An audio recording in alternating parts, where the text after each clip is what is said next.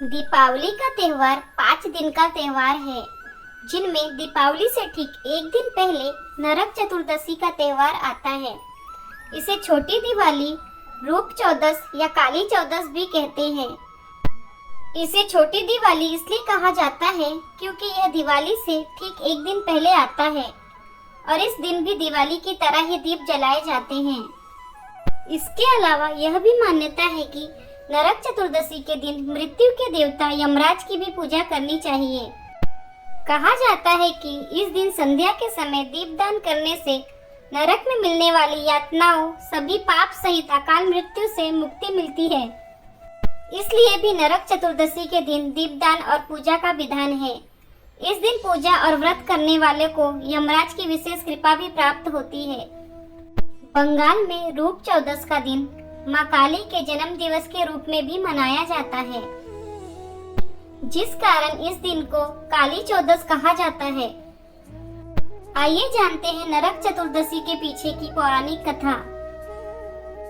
श्रीमद् भागवत पुराण के अनुसार नरकासुर नामक असुर ने अपनी शक्ति से देवी देवताओं और मानवों को परेशान कर रखा था। असुर ने संतों के साथ 16,000 स्त्रियों को भी बंदी बनाकर रखा था। जब उसका अत्याचार बहुत बढ़ गया तो ऋषि मुनि और देवता भगवान श्री कृष्ण की शरण में गए और उनसे प्रार्थना की कि इस नरकासुर का अंत कर पृथ्वी से पाप का भार कम करे।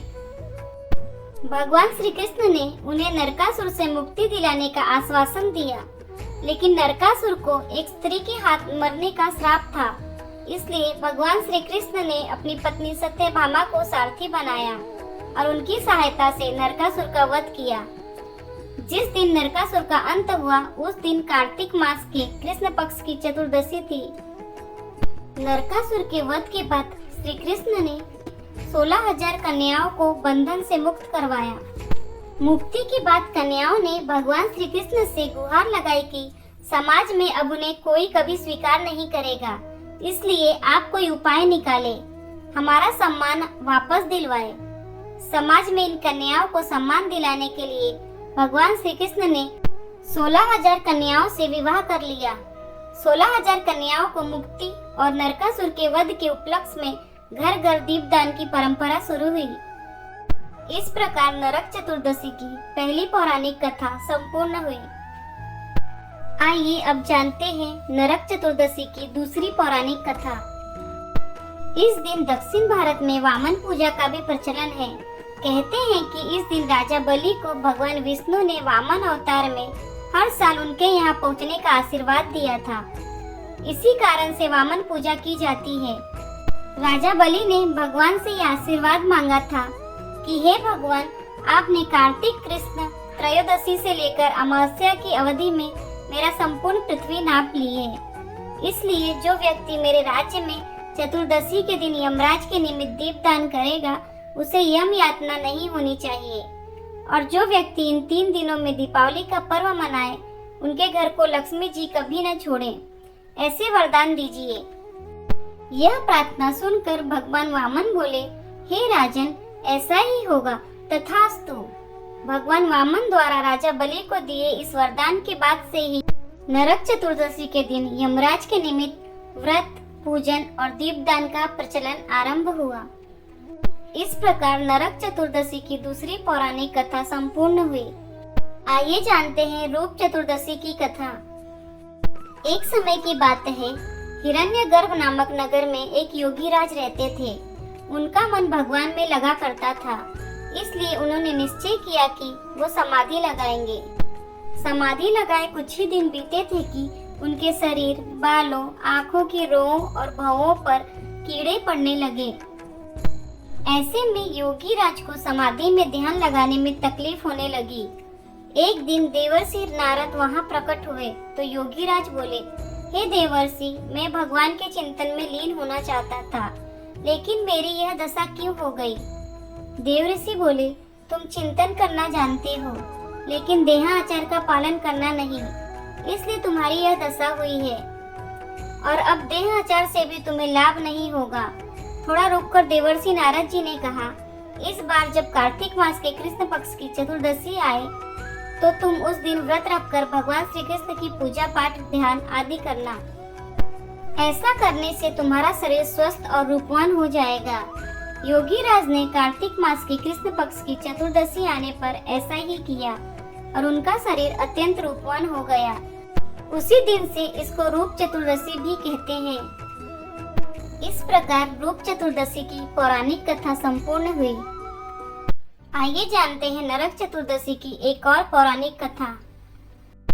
प्राचीन समय में रंतिदेव नामक राजा थे।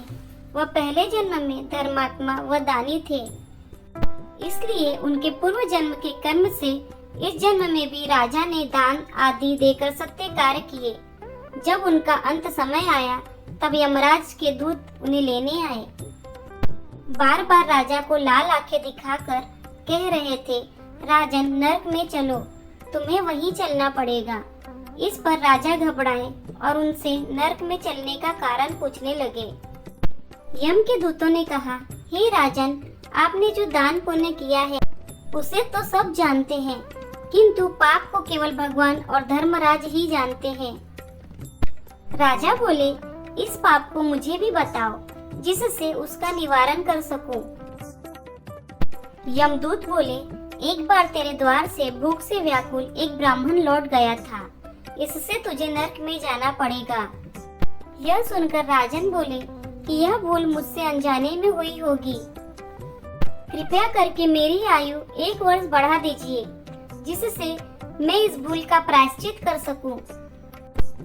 राजा के इस जन्म और पिछले जन्म के कर्मों के कारण यमदूतों ने उनकी बात स्वीकार कर लिया और राजा की आयु 1 वर्ष बढ़ा दी। यमदूत चले गए। राजा ने ऋषियों के पास जाकर इस पाप की मुक्ति का उपाय पूछा।